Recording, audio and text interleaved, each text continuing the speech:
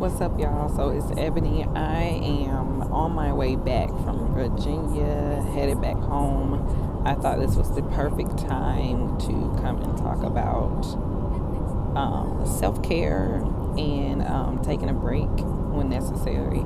This weekend was like a mini vacation for me. So my cousin was getting married in Virginia, and I traveled with my family, my immediate family, my parents or whatnot, my brother, my nephew, from Georgia. So it was about a 9 to 10 hour drive. So excuse the noise in the background. I'm in the car right now. I'm headed back home, but I just wanted to talk about the importance of getting away, taking a break with your job, the way that we work as dialysis technicians, these 10 plus hour days. I mean, 10 hours if you have a clinic where they're like, oh, you need to go home, and they're like rushing you off the clock. But it's going to be 12 hours if you have one of those clinics where you working throughout the whole entire day, especially if you're an opener or especially if you're a closer or just period, if you are new to dialysis and you're just trying to get your flow. But I thought this was the perfect time, and I'm just going to say, make sure you make time to get away. And this is Sunday, so self-care Sunday, yay. But self-care don't just have to be on Sunday. But make time to get away, even if you're doing acutes. I mean, I'm coming from the clinic, but even if you're doing acutes, it doesn't matter. Whatever your job, whatever your occupation, make time to get away. Even if it's for just this weekend, even though I have to open the clinic tomorrow. Okay, it's just getting a little bouncier. Sorry, y'all. But just make sure that you make time to get away, because life is short. And, it was a point in time where I felt like all I did was work and didn't do anything else, because I was like, oh, I'm just too tired to do anything else. No, I had to force myself out of that tiredness to just do other things besides just work and sleep.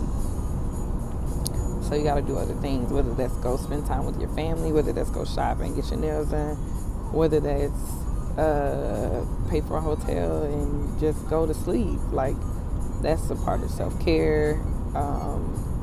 Just not doing a whole lot, because we take care of people so much. And taking care of people, let me just say this, as a caretaker, we always neglect. It's easy to neglect yourself, like, because you're like sacrificing your time. I guess the best analogy I could use is like a mother and child, or parent and child, but I'm gonna say mother and child, because it's like you're almost you're exerting out so much energy when you are on the floor as a technician or whatever. You're exerting out so much energy because you're dealing with someone else's emotions. You're trying to make sure that they're good. And you could be, going through in your body as women, our cycle is going to be on. Like, you could be going through in your personal life, but you have to put yourself aside and care for that patient. Now, this is the way I think about it, because some people get irritated with patients very easily. But I have patience because I'm like, at the end of the day, they're the ones that have to sit in that chair, and I'm sure it's not easy, but they're the ones that have to get stuck with needles or get hooked up to this machine.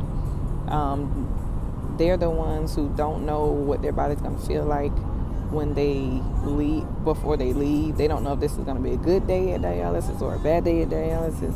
They're the ones who are enduring that level of pain. Not to say that we don't, if you're not on dialysis and you're normal, then not to say that we don't go through things, but we do. But they're the ones that are going through that, and we chose this position. We chose this position. So if you chose this position, then consider that when you have a difficult patient, consider what they go through mentally before they come in, when they're always late. And I be irritated when they're late, but I'm like, you know what, I don't have to be this is the way they probably see it. Like, I don't have to be stuck to this chair 3 to 4 hours a day, every other day. Like, that's not my life. I get to get up and walk freely or do whatever. Praise God. But a lot of them have had to accept that they have to do this for the rest of their life. Yeah. So the fact that they have to do this for the rest of their life, then imagine you put yourself in their shoes for like a second. You can't. I don't even tell them when they be talking to me. I'll be like, oh, I don't understand. I don't, because I'm not going through that. So I don't even tell people I understand stuff unless I literally have went through that thing. But yeah, just consider that. But even in that, it's like you're their therapist and you're like putting out so much energy physically, emotionally, mentally, because you're doing a lot of critical thinking during changeover. Like, it's just a lot. Okay, so make sure you take time to take care of yourself. That can look like so many things for many different people, but this weekend that looked like, for me, going on this mini trip with my parents, basically going to my cousin's wedding, because usually in the past I wouldn't go. So take care of yourself. I'm hoping you have a great, awesome, wonderful, victorious resting day. Find you some me time. Deuces.